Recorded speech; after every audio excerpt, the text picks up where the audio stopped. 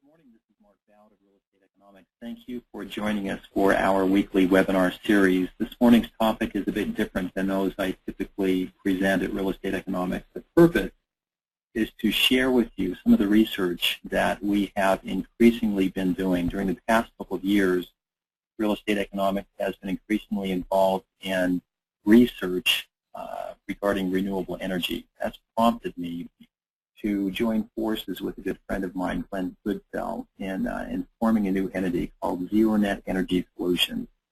So the purpose for today's webinar is to share with you some of the research I've compiled during the past couple of years, as well as introduce to you this new entity ZeroNet Energy Solutions. As always, you can listen on your speakers via VoIP technology, or you can call in. Don't do both.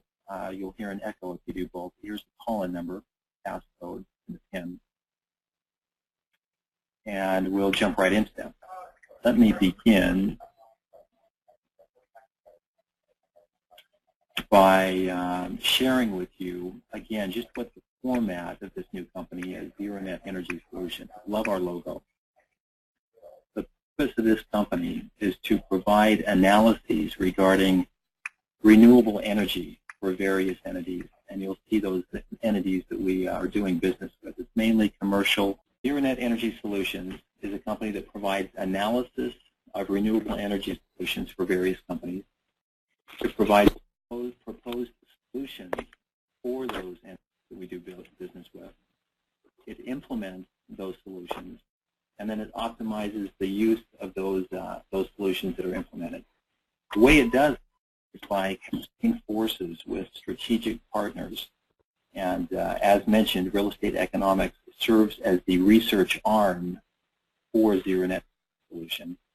We also work with IE Systems regarding a lot of our solar installations, as well as Innova Solar. Innova Solar has a technology that is, I think, unique. It's a solar street lamp. I'll share a little bit of information regarding that. There is Mitsubishi Electric cooling and heating solutions. I'll share with you some of the technology that they introduced in terms of dramatically reducing the HVAC costs associated with heating and cooling. And then deck monitoring. We use their system in terms of monitoring our systems and optimizing the performance of it. Okay, so regarding actually the research that Real Estate Economics has put together for ZeroNet Energy Solutions, this research goes on forever. So really what I'm sharing with you this morning is just kind of a drop in the bucket. And what we'll do during the next several months is we'll have at least one webinar dedicated to renewable energy research, where we'll tackle various topics. This morning, I wanted to give you specific insight regarding legislation that has passed and that is being implemented that will dramatically impact companies in California and really the way we do business. And the foundation of all of that is AB 32. AB 32 is an assembly bill passed in 2006. It is the Global Warming Solutions Act, which sets the 2020 greenhouse gas emissions. You'll see this GHG quite a bit, greenhouse gas emissions, those reduction goals to 1990 levels. So by 2020, California has the goal of going back to 1990 in terms of the greenhouse gas emissions that we emit. It's actually a very aggressive goal, and it will be extremely difficult to implement unless some major changes are made. So here's the adoption curve for AB 32. It really began in earnest in the year 2010. Now we had a chance to defeat it, or at least suspend it, with Proposition 23 back in November. But Proposition 23, if you recall, was soundly defeated. What that would have done is basically made AB 32 ineffective. It would not have gone into effect until we hit a certain level of unemployment, which was highly unrealistic, at least for the next several years. So we defeated it, and that tells me a couple things about California. One is that the population really wants to go in this direction. And two is the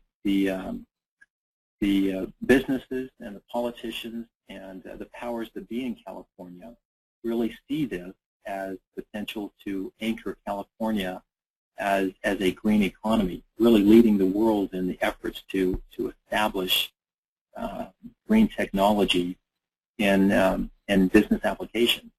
We have a good chance of doing that. There's some pain involved with that, but we're well on the track of doing that. We're leading not only the nation, but in many ways the world in terms of the adoption of that technology.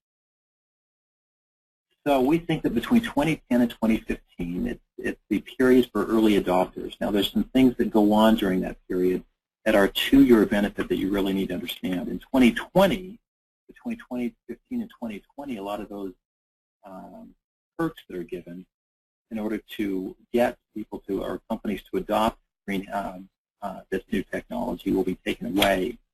And then during the next decade, 2025, 2030, is where the balance of implementation will be done. I give you an idea of what we've already accomplished. In January of 2011, actually it was December of the year 2010, the California Air Resource Board, that's what ARB stands for, completed rules regarding the market mechanism to implement AB 32. And the foundation of that is this cap-and-trade system that I'll talk about in a minute. In January 2012, that's when the greenhouse gas rules and market mechanisms that have been adopted by the Air Resource Board, including the cap-and-trade system, take effect. They are legally enforceable beginning January year 2012. That has ramifications for a lot of businesses throughout California. Between 2012 and 2015, those 2012 limits that were set need to be reduced by 2% per year for those first 2 years. Now that applies to utility companies and larger industrial plants and manufacturers. And then in 2015 through 2020, the reductions need to reach 3% per year, and it applies to a wider array of businesses, including fuel distributors. So that's how AB 32 is really set up, and that's how the cap-and-trade system works. Let's talk a little bit more about cap-and-trade. It is that portion of AB 32 imposed by the Air Resource Board for purposes of achieving the AB 32 greenhouse gas reduction goals. It initially impacts utilities and large industrial plants. Then it's applied to a wide array of businesses, including fuel distributors throughout the state. That begins in 2015. The first few years, it's only applied to utilities and larger industries. So here's the timeline for it. Year 2010 is where it was adopted. Year 2012 is where that cap-and-trade system begins, not for all companies, but for those larger industrial plants and utilities. 2013 through 2020 is where we really begin to reduce 2% per year for the first few years, and then 3% per year for a wider business audience therein. So there's a lot of companies out there that really don't understand this, the impact of this, and really don't understand the need to adopt it earlier rather than later, because there's carrots involved with adopting it earlier, and there are penalties involved or sticks involved with adopting it later on. And I want to focus a bit in this webinar regarding what those carrots are. So let me start by talking about the current situation on a federal level. Now, the current federal tax incentive for upgrading existing commercial properties to energy-efficient solutions looks like this. There's a 30-cent per square foot tax deduction for interior lighting improvements. So in other words, if you have a 10,000 square foot building and you swap out the lighting from something that's inefficient to LED lighting, for example, you get 30 cents per square foot, $3,000 in terms of the tax deduction. Now, if you're in the 40% bracket, that means that you'll get 40% of that $3,000. What is that? $1,200 in terms of actual benefits to you in deduction. There's up to a 60-cent per square foot tax deduction for high-efficiency HVAC systems. That's where Mitsubishi systems kick in, and I'll talk about that in a bit. And then overall, if you tackle the entire building and make the entire building energy efficient and are able to reduce the energy consumption by 50%, then you'll get up to $1.80 in a tax deduction. And again, I want to stress that that's a tax deduction. So for every $1.80 per square foot tax deduction that you receive, that equates to about 40 cents on the dollar in terms of true dollar per dollar savings. That's the current system. Now, the federal government introducing something that really is a game changer, and I can't stress enough the impact of this. There's pending legislation that's in Congress right now. President Obama has talked about it in several of his recent speeches. He calls it the Better Building Initiative. What it does is it reduces companies and business owners' energy. The goal is to reduce companies and business owners' energy bills by $40 billion per year and spur a clean energy renovation boom by implementing a tax credit up to $4.50 per square foot for energy improvement. So, again, that has a very large impact because you're going from a $1.80 tax deduction, where you're really getting 40% of the benefits of that, to a $4.50 per square foot energy tax credit, which means that dollar for dollar you get that benefit. That really has a dramatic impact on California, where a lot of the green technology is focused. And so we think that California benefits tremendously from this pending legislation. We think it has a very good chance of passing. In fact, we think it passes fairly quickly and gets implemented fairly quickly. It takes the place of this current federal program and dramatically increases the benefit for energy improvement. And I think it does what it says it will do. It'll dramatically increase and reduce energy bills, and it will start a renovation boom, I think, that starts in California. That has ramifications in terms of the multiplier effect and the overall impact on the economy. And then later webinars will measure that overall impact. Suffice it to say that it's a game changer in terms of the types of incentives that are being given. This is an incredibly generous incentive, but I think a lot of companies, as they learn about that, will increasingly take advantage. Now, there's other carrots, other benefits that are involved with implementing renewable energy.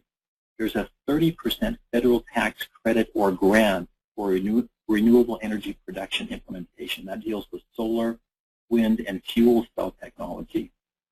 If that is implemented for a given real estate asset and it reduces the energy cost by a certain amount, then the result of that is a 30% federal tax credit, or it can even be taken as a grant that's given immediately upon implementation. Beyond that, there is accelerated depreciation benefit. Up to $500,000 in value can be depreciated the first year in terms of accelerated depreciation for the adoption of certain types of energy technology. That's a huge benefit as well. And I'll give an example of what that plays out to be. And then there are various state and local rebates and incentives. Now, they change often. We're involved with really researching what all of those are. And they're different for different areas. And so when we do a proposal or a bid for a given building or real estate asset, we thoroughly investigate what those state and local rebates are, and we'll apply those to show you what the overall savings would be. And then the utility companies also offers various rebates and programs that have the goal in mind of enhancing energy savings. Now, there's a final element that I want to discuss, and Real Estate Economics has done quite a bit of research regarding this, and this has to do with enhanced real estate values. I was commissioned by Rancho Mission Viejo when the Terramore village in Ladera Ranch was being introduced, to see overall what the value of implementing green technology in Terramore would be on the value of the homes. And basically what I was able to do was to validate the findings of a nationwide company that was conducted by Nevin and Watson several years ago. What they did is they wanted to show, as you reduce energy costs, shown here, as you're able to reduce energy costs, there's a direct benefit in terms of the real estate value. So, for example, I have a building in Irvine, California, and my overall energy consumption or cost is about $20,000 per year. If I'm able to bring that to zero net, which is really the ultimate goal of this new entity that I formed with a partner, if we're able to reduce that $20,000 completely, to eliminate that $20,000 electricity bill, what that does is it increases the real estate value of my building of in this case, $404,000. That's on the high end. Usually you get between a $10 and $20 increase for every in real estate value for every dollar that you were able to reduce in energy cost. That's the overall relationship. So there's a pretty significant benefit in terms of real estate asset improved values with the reduction of energy costs, which makes sense. We'll share a sample of that. So I have been very generously supplied a sample property that is listed by a good friend of mine, John Mannion, who's a great broker in Orange County. He's the Senior Vice President of NAI Capital in Orange County. He's supplied with a sample property that's in Irvine. This is a 25,000 square foot property. It's partly office, partly warehouse. I think this particular location is somewhere near the mass transit station in Irvine. It's currently for sale or lease. And what we did at Zero Net Energy Solutions is we threw everything at it in terms of every technology that we represent and can implement. We threw every one of those technologies at it. The result of that was a reduction of their overall energy bill, which is currently about $89,000 per year. We were able to reduce it with new technologies to $34,000. We think that that's probably a very high estimate of what the overall energy cost would be. It's going to be somewhere between 0 and $34,000 per year, representing a savings of at least $63,000 per year in overall energy consumption cost. Now, beyond that $63,000 savings, there is a $13,000 rebate per year for the next 5 years that's offered by the local utility, Southern California Edison. There's also a $4.50 per square foot tax credit that I talked about. And there are other technologies that you're able to take advantage of the 30% federal tax credits. We combine those into one category, and it generates another $414,000 in savings, either in tax credits or in grants. There's a federal depreciation benefit, which equates to $320,000. There's a state depreciation benefit, $320,000 the first year, and then there's a smaller benefit 4 years thereafter. There's a state depreciation benefit of $82,000 the first year and smaller benefits thereafter. So the total annual savings, when you add up all of these benefits, the total annual benefit that first year is close to $900,000. Now the implementation, the net cost associated with the implementation of all of these technologies, and again, this is everything but the kitchen sink, is $1.2 million for that implementation. In effect, what you're doing is you're getting back about $900,000 of that first year with the energy savings, all of the rebates and tax credits and depreciation benefits. And so the overall net cost of that is going to be $340,000 per year for the first year. And that savings increases over time as you continue to receive a benefit in certain years, as well as a reduction in energy costs. And so what this shows is the overall break-even year falls between years 3 and 4 for them. Now this is excluding the enhanced value of the real estate with the implementation of this $1.2 million worth of renewable energy improvement. If you were to account for the increased value of the real estate with this much savings, we think it's at least $637,000 in this particular property. And then it goes up a little bit as the energy savings increase over time. If you add that to the savings, then you're really breaking even the first year. You're getting about $1.5 million worth of benefit for the $1.2 million worth of investment. Overall, over a 20-year period, the internal rate of return is 19%, which is pretty healthy.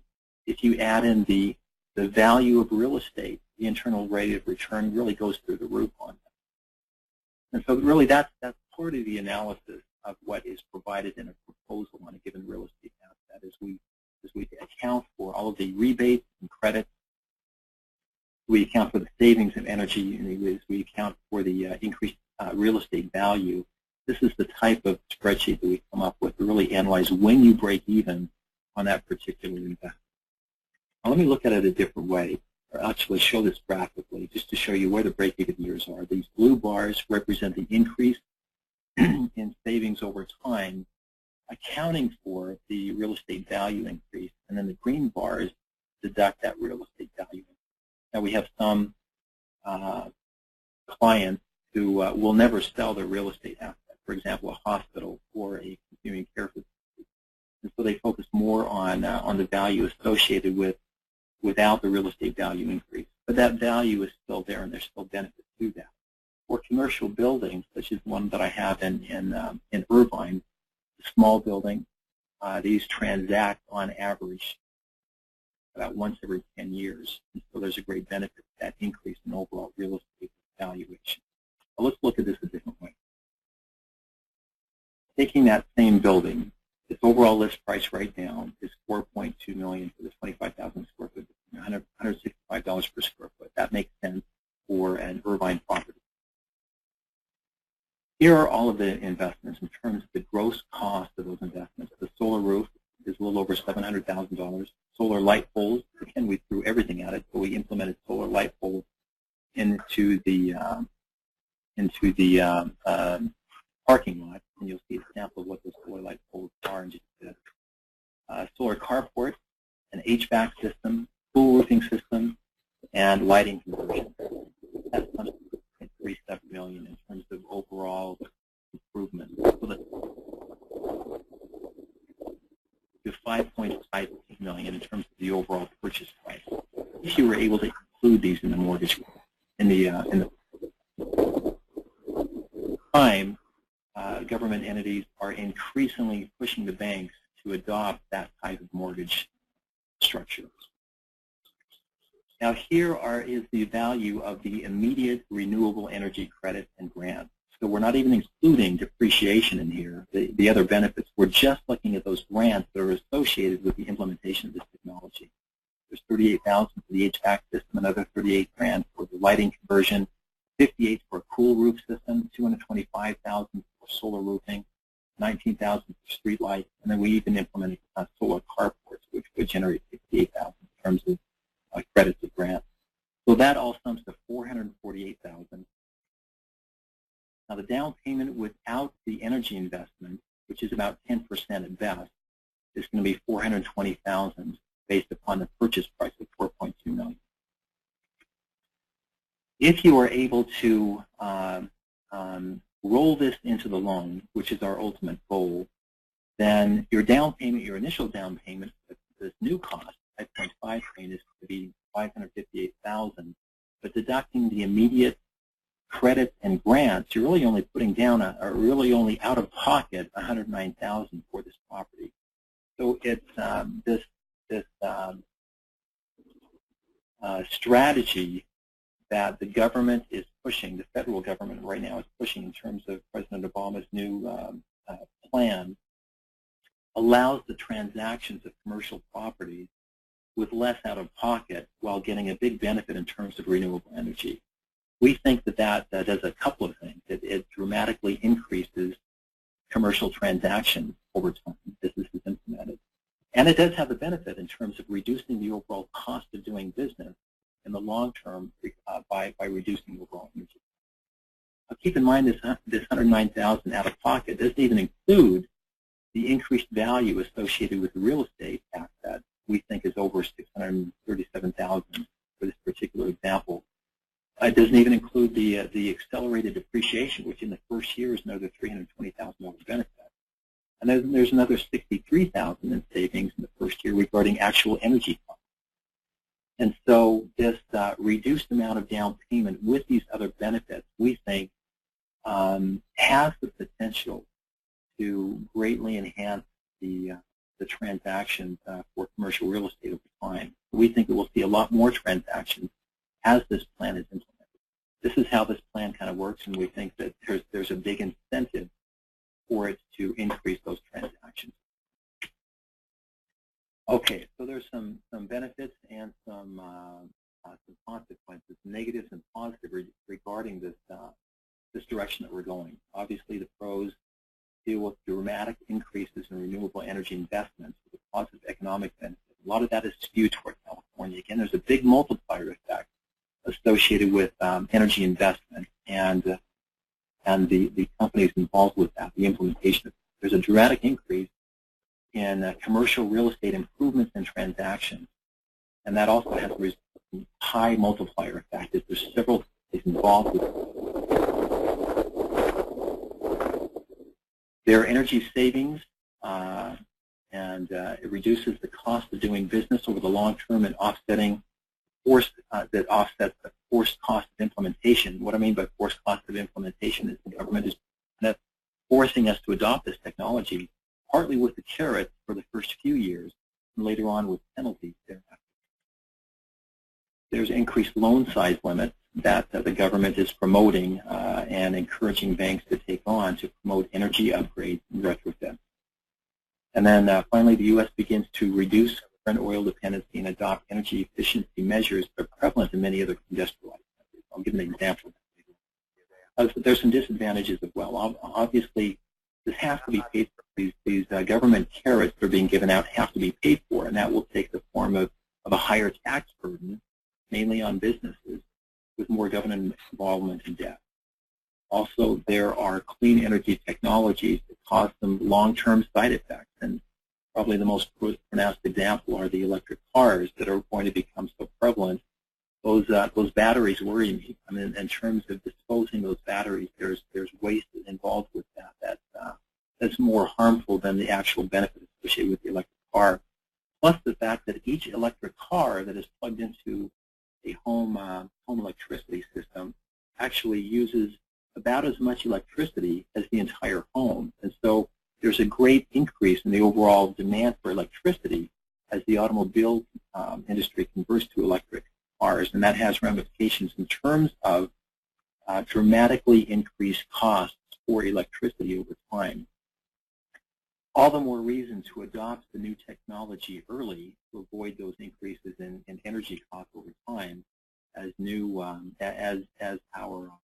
as increasing number of households and companies adopt technology that will, in effect, increase electricity usage and raise a rate. A lot of lenders are very slow to react. That's definitely a disadvantage. Lenders tend to be a lagging indicator. I've always said that. And then also there are powerful industries and lobbyists that also delay implementation. In fact, you'll see ramifications of that in just a bit as well in an example. There's also flawed implementation rules associated with the cap-and-trade system and other programs. An example of that, I think, is that most of the free credits that are given out in the cap-and-trade system are initially given to the largest polluters. So in other words, we're really kind of rewarding them for being the largest. More effective way of doing that. Sure. I'd have to go and get my license and everything for you when we could do all that. I just coming in. Yeah, you have like this information and stuff. I mean, I have my driver's license. Do you have it on you though? I have it in my car. Yeah, we're gonna need all that. Okay. Okay, let me, we're having some audio difficulties. Hopefully those are over. Also, there's initial cost, higher cost of jobs from California. So there's kind of a delicate dance that we need to do during the next several years in terms of implementing this. There are some huge benefits associated with economic proposal and implementation.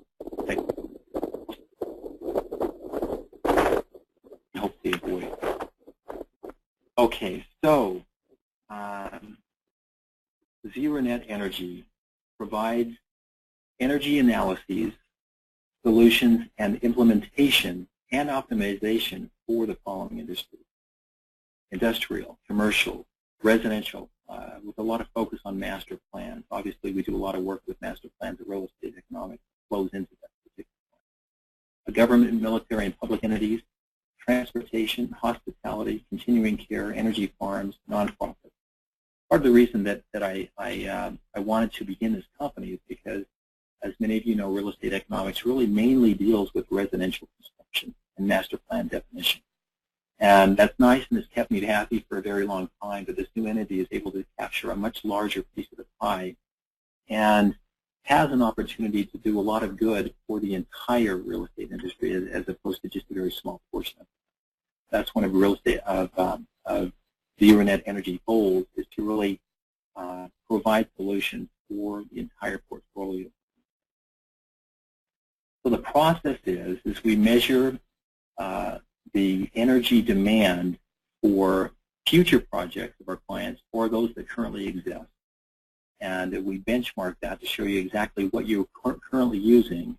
And then with that benchmark, we propose a cost-effective solution that is inclusive of all tax credits and grants and deductions and everything else that we can identify. a cost-effective solution entails the implementation of renewable energy and alternative energy technologies, including solar, including high-efficiency HVAC systems, including monitoring systems, including LED lighting. And then we have a way to optimize that. Now, to give you an example of our solar solutions, just to show you some of the various projects that have been implemented by strategic partners. I wanted to focus a little bit on the street lamp that you see here on one of our university campuses where it's been implemented. This street lamp is a technology that is unique to our strategic partner, Nova Solar. It's actually wrapped in a solar film. And what that does is it absorbs the sunlight during the day and sells that, does it in two ways, an on-grid system or an off-grid system. The on-grid system actually sells that electricity back to the grid during the daytime when rates are high, and then it uses electricity at night when rates are low. There's also an off-grid solution, which is shown here, where at the very base of that there's actually a battery, and the electricity that is generated during the day feeds into that battery that runs the luminaire during the night hours. It has a motion sensor to it. It goes to half light until a car drives by or somebody walks by, then it goes to full light. It's an extremely efficient energy solution for a lot of cities and commercial entities that need to install these solar poles in their parking lot. The best thing about the off-grid solution, of course, is that the implementation of it is so much lower than the traditional poles, and that there's no trenching, there's no wiring. All of those costs are saved because everything is basically intact throughout this in this pole itself. What else can I say about this pole? The maintenance costs are extremely low because it incorporates LED lighting. The bulbs last for about 15 years. And so instead of a city or a commercial entity hiring a bucket truck to come out with 2 employees to change the bulbs every 2 to 3 years on a traditional system, you're really only changing the bulbs on this system about once every 15 years. And so the maintenance costs are dramatically reduced. A lot of the city governments especially like this, and it's becoming increasingly popular. Another technology, newer technology that we're implementing, part of the assignment for real estate economics is to really research those technologies out there that were most energy efficient. And the one that we came up with was this Mitsubishi system, a variable refrigerant flow system. What it does is it's a ductless system that is based upon a 2-pipe installation of refrigerant that flows to vents wherever the particular heating or cooling is needed. And a lot of office buildings, the outer buildings that face the windows, tend to warm up quickly and need air conditioning, while the inner offices tend to be overly cool a lot of times. What this system does is it actually takes the air that might be too cool and warms it up using the air that might be too hot in other areas. And so there's this transfer of air as opposed to creating new heat or new cooling. It actually transfers it from room to room in order to balance the overall temperature. It also, here you can see a sample of a ceiling mount and a wall mount for this particular technology. There's also a floor mount. The way a traditional system works is extremely inefficient, especially in the United States, where this is about 90% of what we implement in the United States. The way it works initially is there is an initial big spike in electricity usage, then it goes flat as it remains on at a fairly high rate. What that does is it takes a while for it to bring temperature down to where it should be, and then it tends to overshoot that temperature, so it becomes too cool. In this case, where it's cooling off from a hot room, it becomes too cool. And then what happens is the system completely turns off until the temperature raises where it's too warm, and then it turns on again, creating another electric spike until it becomes too cool, and then it turns off again and on again and off again. And so we're very good at being very inefficient in terms of this on-off mode. This has special ramifications in terms of your electricity bill because you are billed about almost 50% of your bill is associated with this initial spike in electricity. And our current systems, our current HVAC systems, create that spike again and again and again. And invariably, it tends to overshoot or undershoot the temperature that we're really looking by the way, is not prevalent in most other industrialized countries. This is the way the system works at Mitsubishi. Here's our target temperature, 75 degrees. The compressor actually starts very slowly. And so what it does by starting slowly, by taking a couple of minutes to warm up, is it actually avoids that initial spike in electricity, starting at a very, very low level. Once it's warmed up and it's avoided that spike, then it juices up dramatically and brings down the temperature dramatically and very, very quickly. Then it actually levels off at a very low level of energy usage and remains on. So it's on throughout the day, and it goes up and down from a very low level of energy usage in order to keep the constant of the air temperature constant. Much, much more efficient system. To give you an idea as to how more efficient it is, we compared it to the state-of-the-art technology with other systems that are typically implemented in the United States. The four-pipe system, WSHP system, a VAV system, relative to the city multi-system by Mitsubishi, which is a variable refrigerant flow system. Overall, in the Los Angeles County area, this variable refrigerant flow system by Mitsubishi saves 40 to 46%, about 42 to 40%, 6% higher energy savings over the state-of-the-art systems that are being implemented now.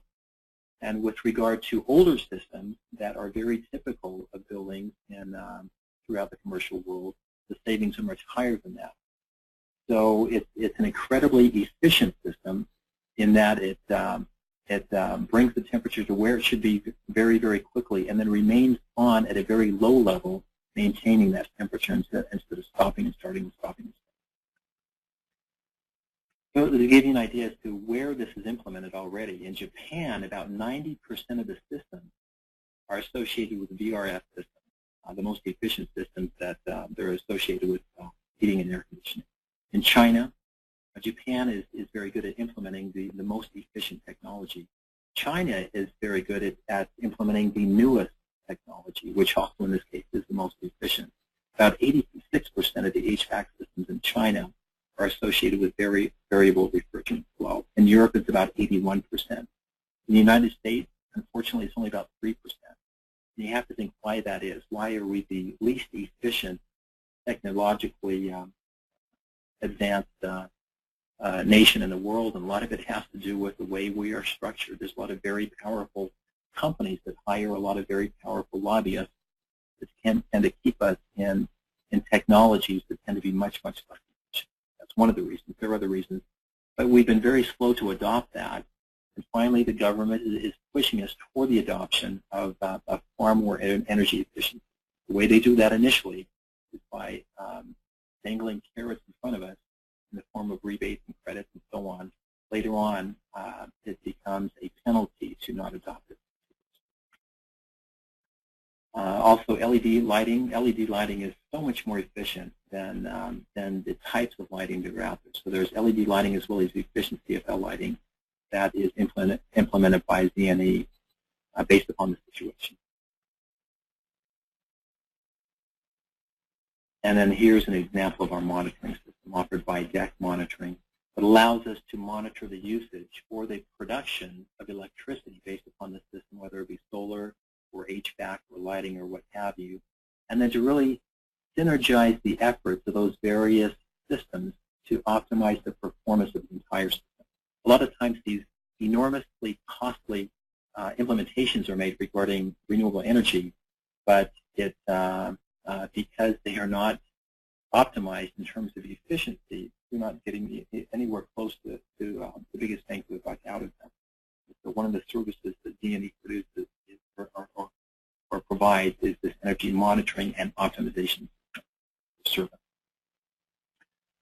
Okay, just to review, so the services that this new company provides I'm involved with, the Real Estate Economics serves as the research arm for, is the analysis, the proposed solution, the implementation, and the optimization of renewable and alternative energy systems, mainly in commercial and industrial entities. We tackle all of the real estate assets. My partner is Glenn Goodfeld. We're also greatly assisted by Michael Story. In fact, if you want a copy of this particular webinar or more information, or even a complimentary energy analysis by ZeroNet Energy Solutions, then contact Michael at this number or this email. And in closing, I'm going to do one other thing, and that is I'm going to announce our next webinar. It will be held on March 30th. Now, Real Estate Economics will continue to post webinars dealing with topics that are more in line with my business here at Real Estate Economics. We'll continue to do that each Wednesday. But on March 30th, we'll veer from our normal path again and introduce another webinar dealing with ZeroNet Energy Solutions. The topic will be, what is the impact of smart meters on residential and commercial energy costs? Smart meters is something that's being rapidly implemented throughout California, and it has a dramatic impact on the way we do business in California and the way we get charged the electricity. So we're going to clear up some of the misconceptions regarding that, show some of the advantages and some of the disadvantages associated with that, and how to take advantage of that new technology that's coming down. Thank you very much for joining us this morning. We hope that you'll join us again next week as Real Estate Economics introduces a new topic on Wednesday at 9 o'clock. We hope you'll join us on March 30th as I introduce another webinar for ZeroNet Energy Solutions. Thanks. Take care.